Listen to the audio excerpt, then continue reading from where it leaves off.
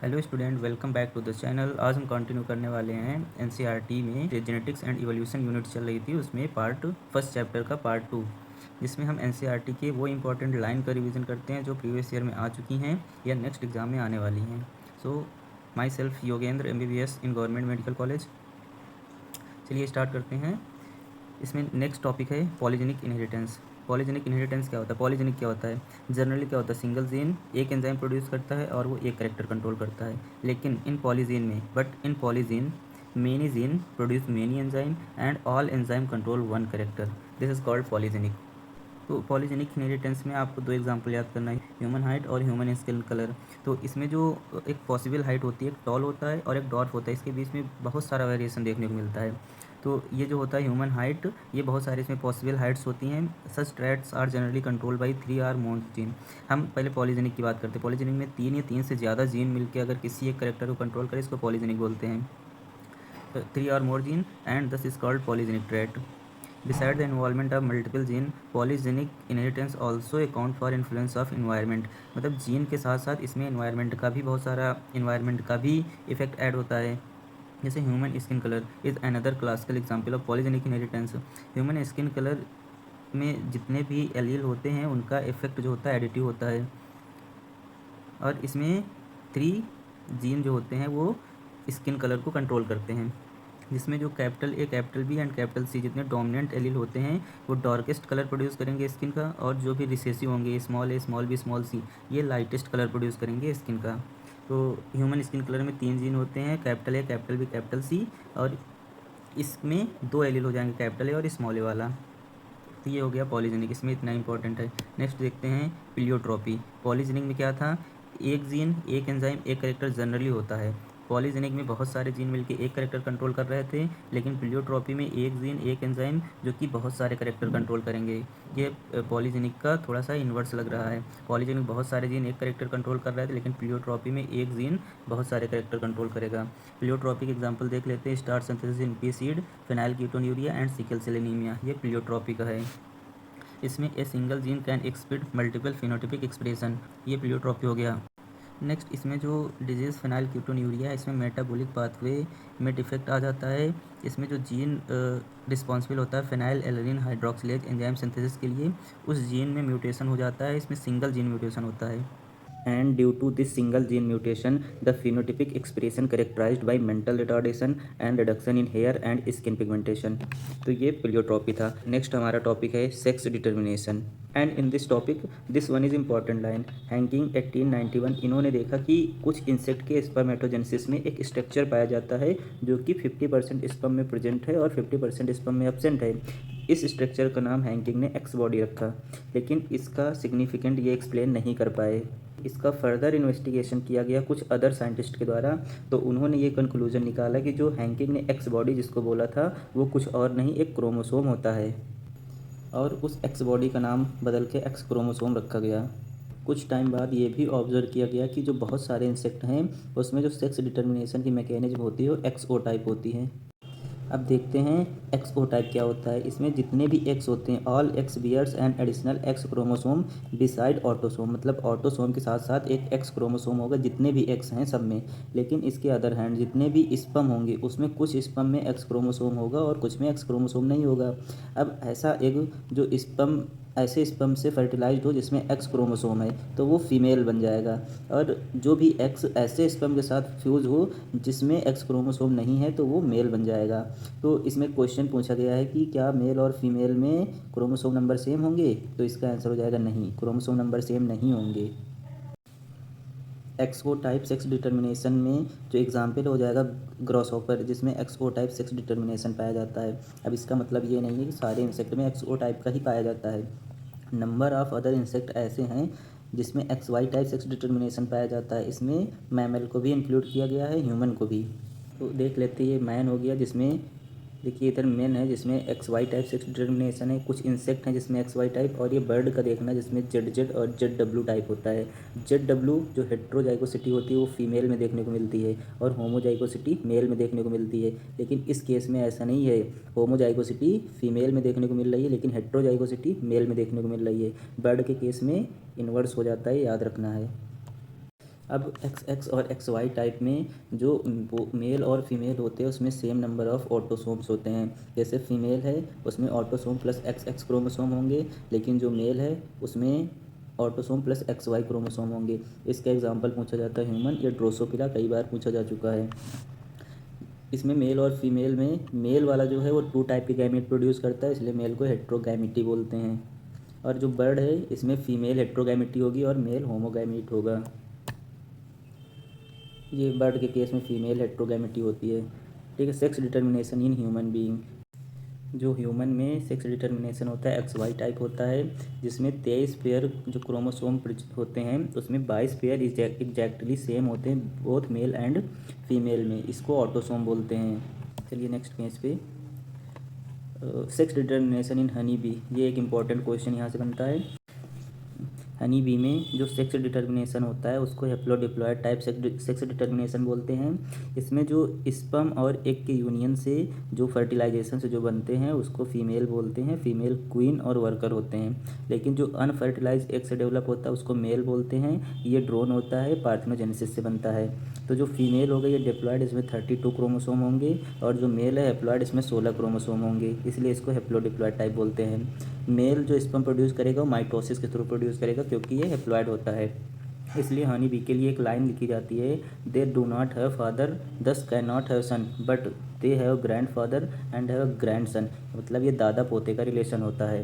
इसमें एक नीचे क्वेश्चन दिया हुआ है, जो बर्ड के लिए जेड डब्ल्यू टाइप होता है, जो फीमेल या डिप्लॉयड होती है। ठीक है। जो ड्रोन है हेप्लॉयड मेल होते हैं, इनमें 16 क्रोमोसोम होते हैं। तो ये पूछा जाता है जो ड्रोन होते हैं वो क्या है, मेल होते हैं।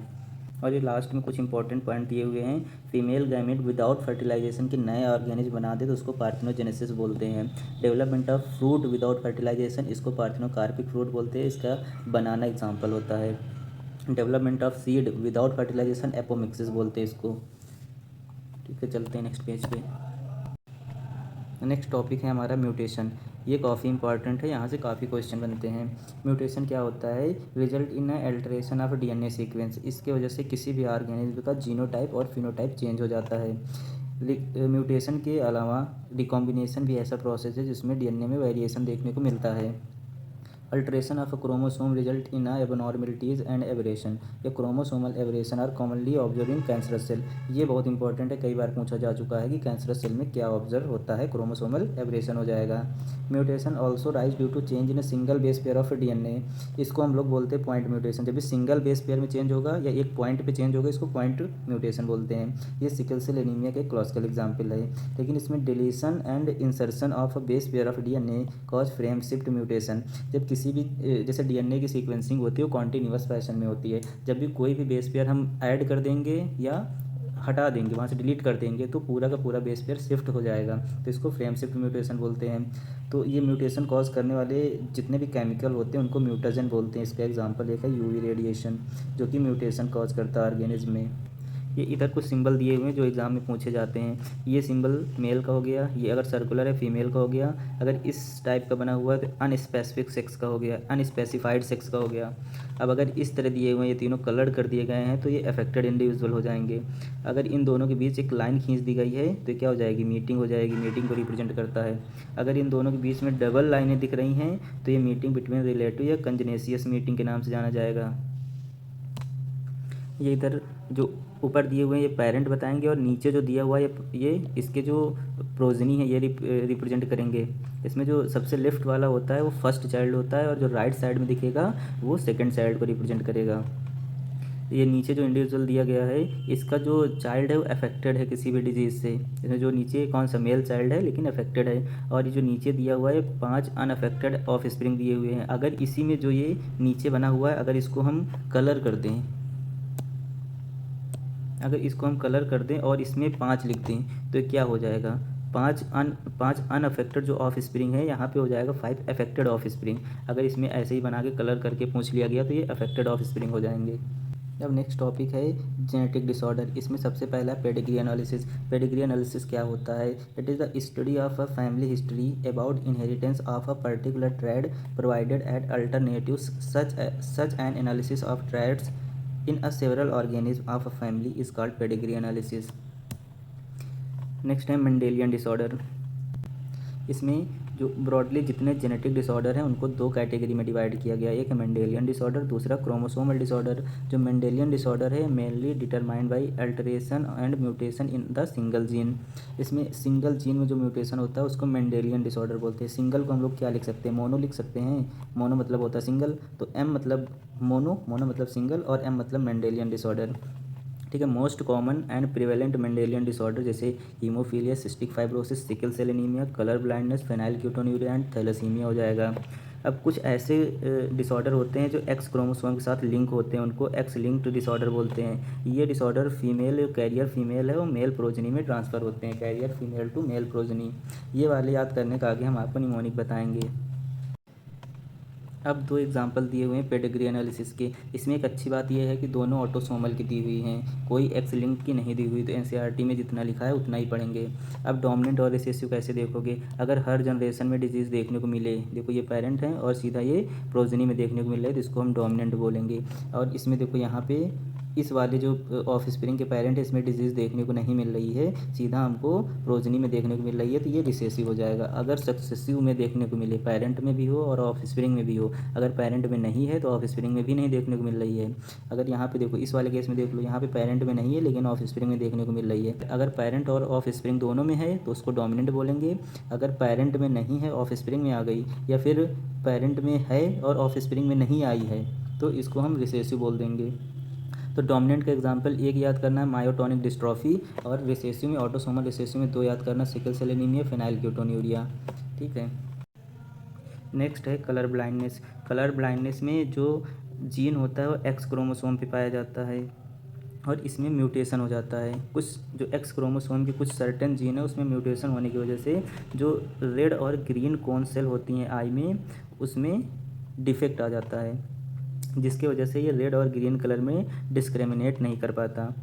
और ये जो होता है अबाउट 8% मेल में और 0.4% फीमेल में होता है।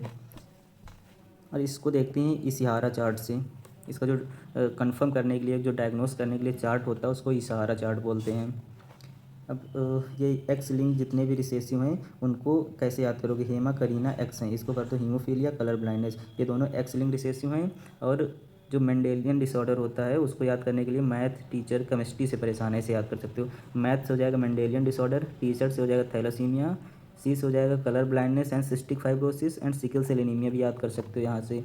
और एस से हो जाएगा सिकल सेल एनीमिया, और परेशान हो जाएगा फेनाइलक्यूटोन्यूरिया, है से हो जाएगा हीमोफीलिया। तो ये इतने तुम्हारे हो जाएंगे मेंडेलियन डिसऑर्डर, और जो दो बच रहे हैं haemophilia, colour blindness, x linked recessive, उनको इससे याद कर सकते हो। नेक्स्ट है haemophilia. Haemophilia x linked recessive disease है जो हम पहले देख चुके हैं। ये ट्रांसमिट होती है unaffected carrier female of the some of the male progeny and widely studies. इसमें देख ये जो इसमें क्लासिकल केस दिया हुआ है क्वीन विक्टोरिया का। इसमें जो सिंगल प्रोटीन होती है जो कैस्केड प्रोसेस में इन्वॉल्व होती है ब्लड क्लॉटिंग के लिए, वो अफेक्टेड हो जाती है, जिसकी वजह से नॉन स्टॉप ब्लीडिंग होती है। और ये नेक्स्ट है सिकल सेल एनीमिया। ये एक ऑटोसोमल रिंग रिसेसिव ट्रेट है। इसमें जो डिजीज़ है कंट्रोल होती है सिंगल पेयर ऑफ एलील, जिसमें ABA और एंड ABS होता है। इसके 3 पॉसिबल जीनोटाइप होते हैं, जिसमें जो होमोजाइगस इंडिविजुअल होता है ABS वाला, जिसमें ABS होता है, यही डिजीज़ शो करता है।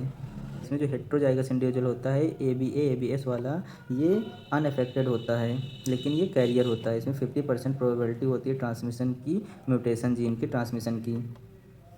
और ये जो डिफेक्ट होता है caused by substitution of glutamic acid by valine in a 6th position of beta globin chain in a haemoglobin molecule. Haemoglobin molecule की जो 6th पोजीशन पे बीटा ग्लोबिन चेन के 6th पोजीशन पे है, वहाँ पे ग्लूटामिक एसिड की जगह वैलिन आ जाता है। ये एक पॉइंट म्यूटेशन है, single gene substitution in 6th codon of a beta globin chain from GAG की जगह GUG आ जाता है। ठीक है, जो कि ग्लूटामिक एसिड कोड करने के बजाय वैलिन कोड कर देता है।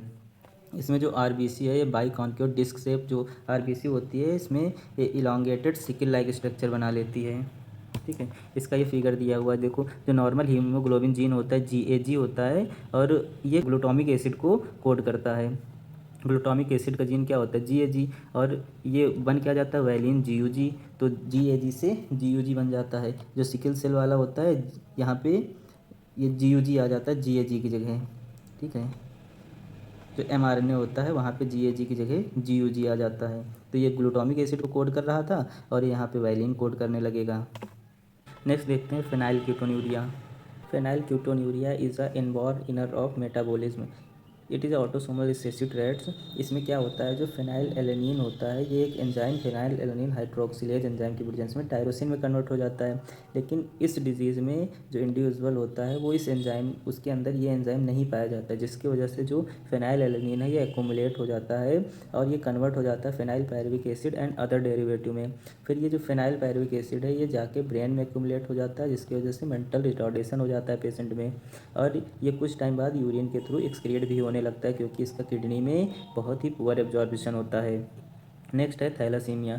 थैलासीमिया भी एक ऑटोसोमल रिसेसिव ट्रेट है, ब्लड डिजीज़ होती है। ये एक क्वांटिटेटिव डिजीज़ है, क्योंकि इसमें जो बीटा ग्लोबिन चेन है उसकी सिंथेसिस कम हो जाती है।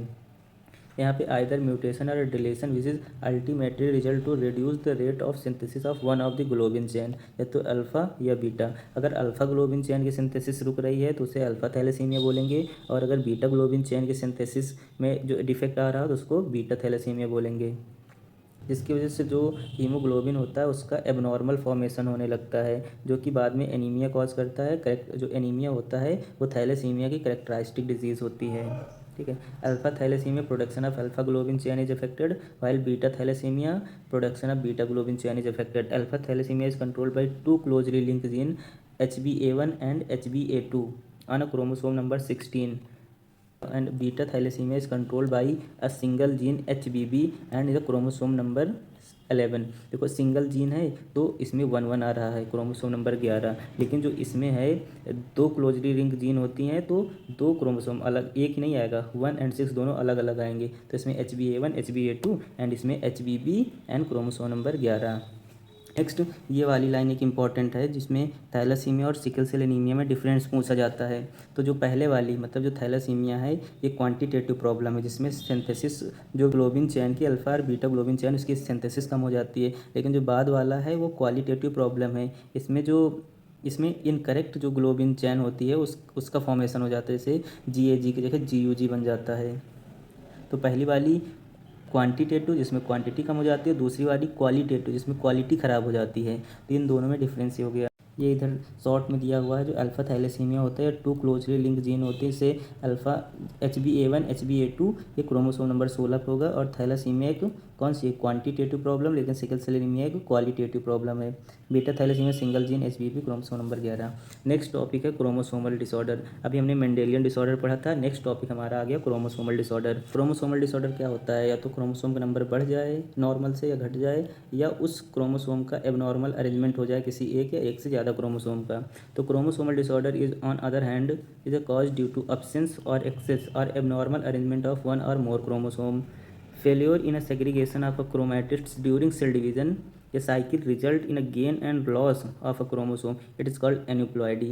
फॉर एग्जाम्पल अब क्रोमोसोमल डिसऑर्डर के एग्जाम्पल कौन सा, डाउन सिंड्रोम हो जाएगा। इसमें gain of extra copy of a chromosome number 21, similarly Turner syndrome due to loss of an X chromosome in a human female, failure in a cytokinesis after telophase stage of a cell division result in increase in a whole set of chromosome। इसको क्या बोलते हैं, इस phenomena को बोलते हैं polyploidy. Mainly ये plant में देखने को मिलती है। दर एक aneuploidy gain and loss of chromosome, gain हो जाएगा क्रोमोसोम किसमें, Down syndrome and Klinefelter syndrome, and loss of chromosome किसमें हो जाएगा, टर्नर सिंड्रोम। तो एनुप्लॉइडी के दो केस बनते हैं, गेन तो गेन के लिए तो एग्जाम्पल याद करना है down syndrome and Klinefelter syndrome, और लॉस के लिए सिर्फ एक याद करना है कौन सा, टर्नर सिंड्रोम। इसमें कुछ ये मिलाने के लिए क्वेश्चन बन जाते हैं। इसमें 2n-1 है तो इसको बोलेंगे मोनोसोमी, ठीक है, और 2n-2 है तो इसको बोल देंगे नलीसोमी, 2n+2 है इसको बोलेंगे टेट्रासोमी, और 2n+1 इसको बोलेंगे ट्राइसोमी। अब ट्राइसोमी का केस हो जाएगा down syndrome and Klinefelter syndrome, और मोनोसोमी का एग्जाम्पल हो जाएगा Turner syndrome. Polyploidy generally plant में देखने को मिलती है, इसमें साइटोकाइनेसिस नहीं हो पाता है। नेक्स्ट चलते हैं डाउन सिंड्रोम। डाउन सिंड्रोम ये इंपॉर्टेंट है, डाउन सिंड्रोम के फीचर, ठीक है। इसमें जो बेबी होगा उसका फ्लैट बैक हेड होगा एंड जो ब्रॉड फ्लैट फेस होगा। Many loops on fingers, fingers में बहुत सारे लूप देखने को मिलेंगे। पाम क्रेसेस देखने को मिलेगा। बिग एंड रिंकल टंग, टंग जो होगी बिग होगी और रिंकल्ड होगी। और इसमें जो हर्ट है इसमें कंजेनाइटल डिजीज़ देखने को मिलेगी। और ये होता किसकी वजह से है, जो क्रोमोसोम 21 की ट्राइसोमी हो जाती है। Individual affected with down syndrome and corresponding chromosome in an additional, यहाँ पे जो 21 क्रोमोसोम देखने को मिल रहा होगा बुक में देखना, तो इसकी ट्राइसोमी हो जाती है। ठीक है, नेक्स्ट यहाँ पे देख लेते हैं जो थ्योरेटिकल फॉर्म में दिया हुआ है, it is cause by genetic disorder in a presence of an additional copy of chromosome number 21, इसको बोले हैं trisomy of chromosome number 21। This disorder is first describe by London down, इसीलिए इसको बोलते हैं डाउन सिंड्रोम। किस ईयर में? 1866 में। अफेक्टेड इंडिविजुअल जो होता है short stature with small round head, furrowed tongue, partially open mouth, palm broad and characterized palm crashes, physical psychomotor and mental development are retarded। Next है क्लैनीफिल्टर सिंड्रोम, इसमें क्या हो जाएगा? Presence of an additional X chromosome resulting in the karyotype of 47, कौन सा? XXY 47 type हो जाएगा। This individual has overall masculine development, however the feminine development of breast gynaecomastia, इसमें जो इंडिविजुअल होता है उसको ओवरऑल मेल डेवलपमेंट होता है, लेकिन उसमें कुछ फीमेल डेवलपमेंट देखने को मिलते हैं, जैसे गनाइकोमेस्टिया हो जाएगा यानी ब्रेस्ट का डेवलपमेंट हो जाएगा, और ये इंडिविजुअल क्या होगा? स्टेराइल होगा। नेक्स्ट है टर्नल सिंड्रोम।